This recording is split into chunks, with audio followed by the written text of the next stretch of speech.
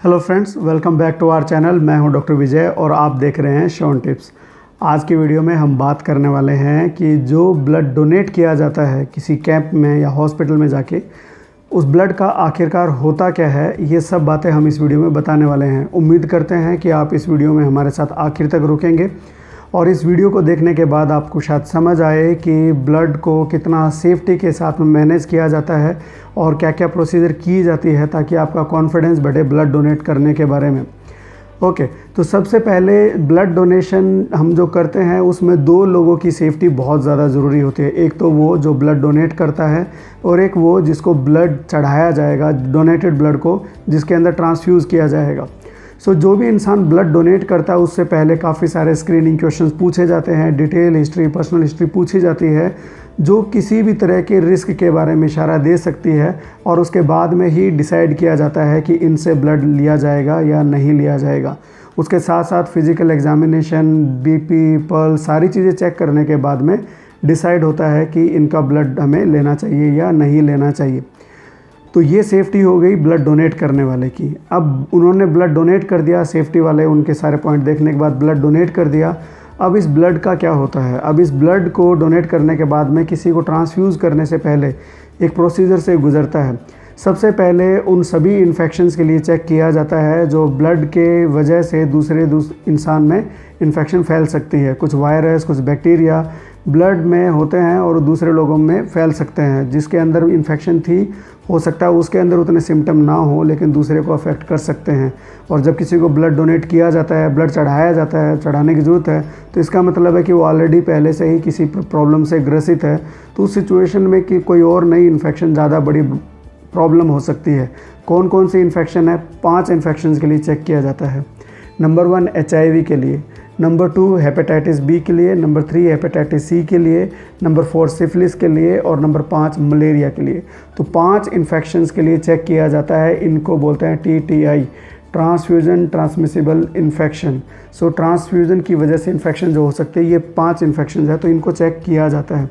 अगर किसी का ब्लड जो है इनमें पॉजिटिव पाया जाता है तो उस ब्लड को डिस्कार्ड कर दिया जाता है और उसकी भी एक तरीका, फिक्स तरीका होता है। बायोमेडिकल वेस्ट है, ये एक तरह का इन्फेक्टेड है तो उसको डिस्पोज़ करने का भी एक अपना एक फ़िक्स तरीका होता है और बहुत ही सही तरीके से इसको डिस्पोज़ ऑफ किया जाता है।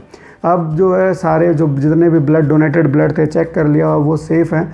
अब उनको जो है स्टोर करना है। स्टोर करने के लिए सबसे पहले हम हर एक ब्लड से ज़रूरत के अनुसार उसके अंदर से उसके कंपोनेंट्स है वो सेपरेट किए जाते हैं। जैसे कि आपको पता होगा ब्लड के अंदर एक लिक्विड पार्ट होता है, उसको प्लाज्मा कहते हैं। फिर उसकी कोशिकाएं आती है जिसको प्लेटलेट बोलते हैं या RBC होते हैं। 2 ही चीज़ें जो हम इसमें ख़ास तौर से निकालते हैं। तो अब सबसे पहले RBC, उसके बाद में RBC को जो है स्टोर करके रखा जाता है। अगर फ्रिज में स्टोर किया जाता है, रेफ्रिजरेटर में, तो ये 42 डेज़ तक काम आ सकती है। और अगर फ्रीज़र में अगर फ्रीज़ करके रखा जाए तो इसको कई सालों तक भी फ्रीज़ करके आसानी से रखा जा सकता है। तो ये हो गई RBC यानी कि लाल रक्त कोशिकाएं। इनके अंदर होता है हीमोग्लोबिन और हीमोग्लोबिन हमारे शरीर में ऑक्सीजन को लेके जाने का काम करता है, सभी कोशिकाओं तक पहुंचाता है और शरीर के सभी जगह से गंदगी लेके लंग्स में लेके आता है और फिर उसको प्योरीफाई किया जाता है उस ब्लड को। तो ये हीमोग्लोबिन के ज़रिए किया जाता है और वो लाल रक्त कोशिकाओं में होता है। तो अगर किसी की सर्जरी के दौरान ज़रूरत है या किसी को बहुत ज़्यादा कोई ट्रॉमा हो गया है, एक्सीडेंट हो गया है या किसी को सीवियर एनीमिया हो गया है तो उनको RBC, प्रेफरेबली RBC चढ़ाए जाते हैं। दूसरा होता है प्लेटलेट। प्लेटलेट होता है खून के थक्के जमाने के लिए ज़रूरी होता है। जब प्लेटलेट शरीर में कम हो जाता है तो खून के थक्के जमना बंद हो जाते हैं और अलग अलग जगह से ब्लीडिंग भी हो सकती है, जैसे कि डेंगू के केस में होती है। उस प्लेटलेट को स्टोर किया जाता है। प्लेटलेट के कॉन्सेंट्रेट स्टोर किए जाते हैं और इसको जो है रूम टेम्परेचर पे स्टोर किया जा सकता है आराम से। लेकिन ये 5 से 6 दिन के बाद में इसका जो है यूज़ नहीं रहता है, ये वेस्ट हो जाती है तो उसको फिर डिस्कार्ड करना पड़ता है। तीसरा होता है कि प्लाज्मा बड़ा ज़रूरी होता है। प्लाज्मा हमारे ब्लड का लिक्विड वाला पोर्शन होता है। इसके अंदर ही सारे कोशिकाएं, इसके अंदर ही सारे प्रोटीन, इसके अंदर ही सारे क्लोटिंग फैक्टर्स वो फ्लोट करते रहते हैं।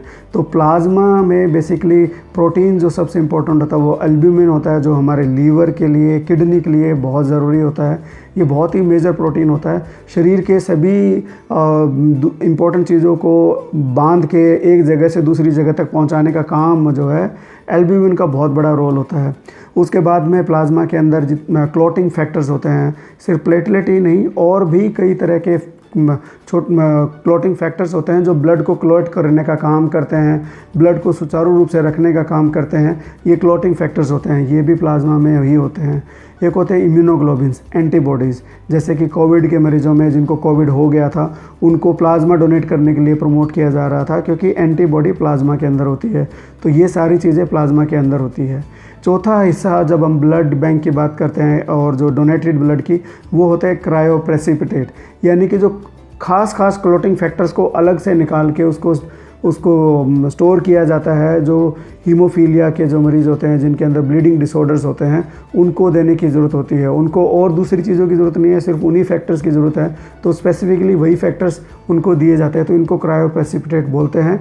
ये भी फ्रीज़र में रखे जाते हैं, इनको भी 1 साल तक आराम से रखा जा सकता है। और प्लाज्मा को भी फ्रीज़ करके रखा जाता है, 1 साल तक आराम से उसे मैनेज किया जा सकता है। तो ये थे वो सारे कंपोनेंट जो ब्लड में होते हैं और उनको किस तरह से सेपरेट किया जाता है और वो यूज़ किए जाते हैं।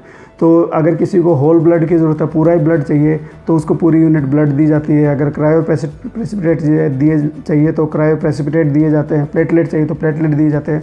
तो आप सोचिए कि एक बंदे का जो खून है वो कितने जगह पे मदद करेगा। एक इंसान को प्लाज्मा चाहिए तो आपने जो ब्लड दिया वो प्लाज्मा उसको जाएगा, और किसी को प्लेटलेट चाहिए तो उसको आपके प्लेटलेट जाएंगे। तो सोचिए कितना ही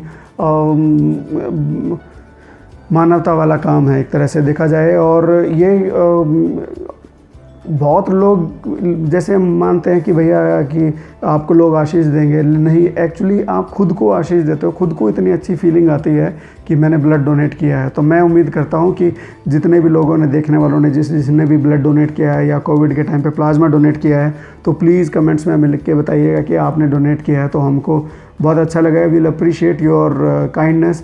सो ये सारी चीज़ें थी जो आपको पता होनी चाहिए ताकि आप उन चीज़ों को समझ सकें।